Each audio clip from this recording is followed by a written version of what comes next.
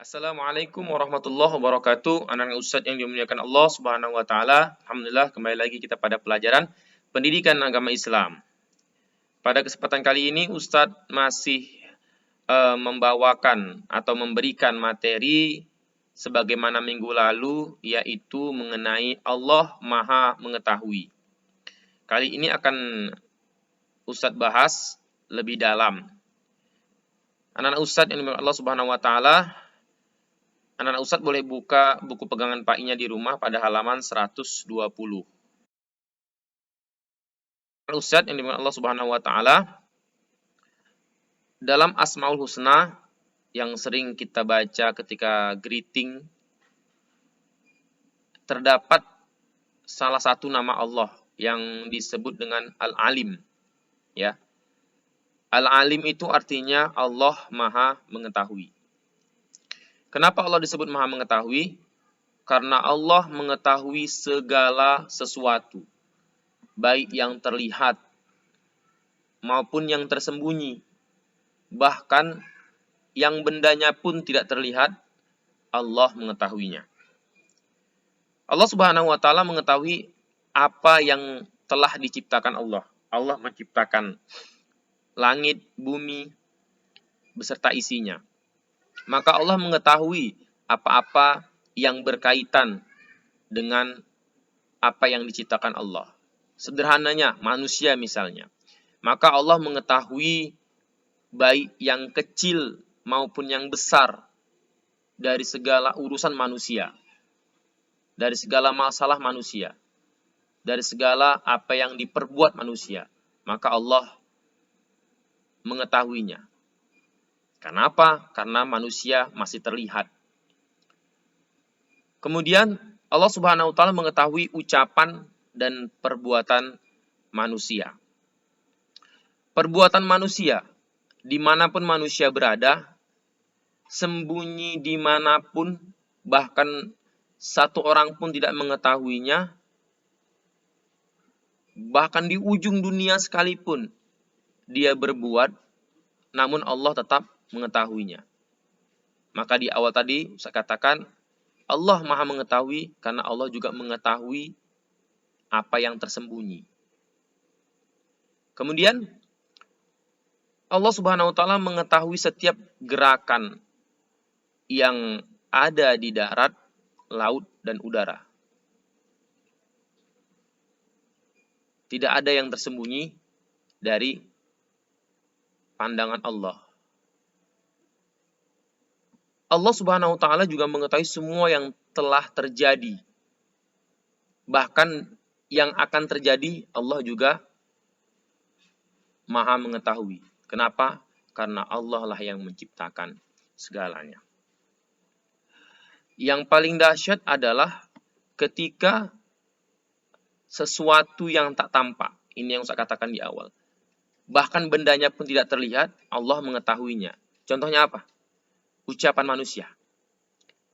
Ucapan dari lisan mungkin bisa terdengar, tapi yang di dalam hati misalnya, atau bahkan yang masih dalam pikiran, itu tidak ada bendanya. Ya, ucapan dalam hati tidak berbenda, tidak berbentuk. Pikiran dalam kepala kita tidak berbentuk, tidak bisa digenggam. Namun Allah Maha Mengetahuinya. Itu yang tadi Ustaz katakan, bahwa bendanya pun tidak terlihat, Allah mengetahuinya. Karena Ustaz yang Allah Subhanahu wa taala, untuk itulah bagi Allah tidak ada hal yang tersembunyi. Serapat-rapatnya manusia menyimpan rahasia, Allah pasti mengetahuinya. Apabila mulut seorang berkata bohong, misalnya, sesuatu yang tidak terjadi dikatakan terjadi, dia berbohong, maka pasti Allah mengetahuinya. Niat hati yang tersimpan rapi, Allah pun mengetahuinya. Yang tadi saya katakan bahwa yang tersebut terucap dalam hati saja, yang tidak berbentuk, yang tidak bisa digenggam, Allah pun mengetahuinya. Sesuatu yang sudah terlupakan oleh manusia, karena manusia tepat salah dan dan lupa dan khilaf. Namun Allah tetap mengetahui apa yang sudah dilupakan manusia. Maka dalam Quran Allah katakan, Innallaha alimum bidatis sudur. Artinya, sungguhnya Allah mengetahui apa yang terbesit di dalam hati. Surah Al-Maidah ayat 7. Apa maksud terbesit? Yang terucap dalam hati. Ya. Baik pendek maupun panjang, maka Allah mengetahuinya. Lalu, jika sudah seperti ini, dapatkah kita bersembunyi dari pantauan Allah, dari pandangan Allah, dari penglihatan Allah? Dapatkah kita merahasiakan sesuatu di hadapan Allah Subhanahu wa taala? Benda sekecil apapun kita rahasiakan, kita sembunyikan? Maka jawabannya apa? Tidak bisa. Kita tidak bisa terhindar atau bersembunyi dari pandangan atau dari pengetahuan Allah Subhanahu wa taala. Karena apa? Karena Allah Maha mengetahui segalanya. Begitu anak Ustadz yang Allah Subhanahu wa taala, jika kita sudah mengakui bahwa Allah Subhanahu wa taala Maha mengetahui, yakin kita, maka ada beberapa hal yang harus kita lakukan. Yang pertama, selalu berusaha menghindarkan diri dari perbuatan yang jelek. Segala perbuatan yang buruk harus kita hindari. Kenapa? Allah pasti mengetahuinya. Yang kedua, yang harus kita lakukan, selalu berperilaku terpuji. Maka ketika perbuatan buruk sudah kita jauhi, hindarkan, tinggalkan, maka berperilaku terpujilah. Kenapa?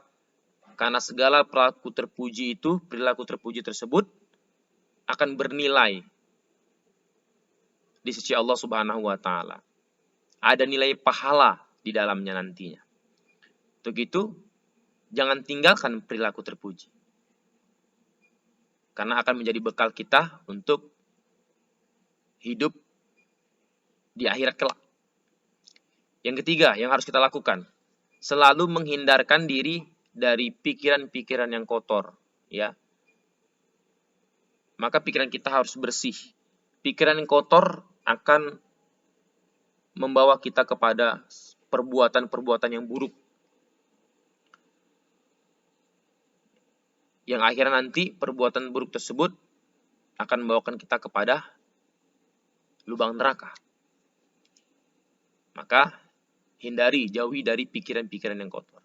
Yang keempat, selalu menghindarkan diri dari niat-niat yang tidak baik di dalam hati. Ingat tadi, innallaha alimum bizati sudur. Ucapan apapun yang ada dalam hati kita, maka Allah mengetahuinya. Maka jangan sampai ucapan yang ada dalam hati kita, niat-niat kita, berisi niat-niat yang buruk. Berisi perilaku kata-kata yang buruk. Maka nanti Allah akan memberikan balasan yang setimpal, yang sepadan, yang sesuai dengan apa yang kita ucapkan dalam hati kita. Bagian Ustadz, inilah materi mengenai Allah Maha mengetahui. Semoga semuanya bisa memahami apa maksud daripada Allah Maha mengetahui. Sehingga nantinya perbuatan-perbuatan kita benar-benar terjaga. Nah, sehingga ketika perbuatan-perbuatan kita segala sesuatu yang terjaga, maka Allah pasti akan menyukai kita, mencintai kita. Sehingga nanti Allah akan memasukkan kita ke dalam surganya. Amin. Allahumma amin. Mudah-mudahan bisa dipahami. Apalagi minggu lalu Ustadz sudah memberikan catatannya agar dibaca, dipahami. Karena Ustadz minta Allah Subhanahu wa taala, adapun tugasnya adalah siswa menjawab soal-soal yang diberikan dalam bentuk link. Nah, nanti kamu akan mengerjakan soal dalam bentuk link. Link soal akan dibagikan pada grup WA masing-masing kelas. Nanti akan Ustadz kirim ke masing-masing kelas link soalnya. Maka Ustadz tetap semangat, jangan kendor belajarnya, ya, tetap jaga kesehatan. Semoga Allah memudahkan urusan kita semua. Amin Allahumma amin. Assalamualaikum warahmatullahi wabarakatuh.